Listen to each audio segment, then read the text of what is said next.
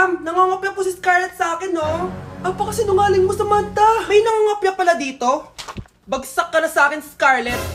Apakasama talaga ng ugali mo, Samantha. Nay! O anak, anyari sa'yo? Binagsak ako ng teacher ko. Naniwala kasi siya kay Samantha na nangopya daw ako. Totoo ba yun, Scarlett? Hindi, Nay. Siya talaga yung nangopya sa akin. Walang iya yan ah! Humanda siya sa akin! Tara, anak!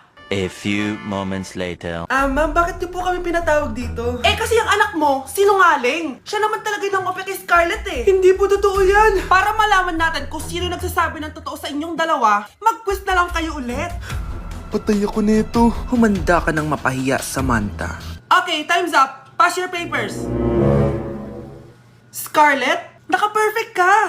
Yes! Talino talaga ng anak ko. Samantha, wala kang tamang sagot. Ikaw talaga ang totoong nangungopya. Nakakahiya ka, Samantha. Humanda ka sa akin sa bahay. Tara! Huwag po, Nay.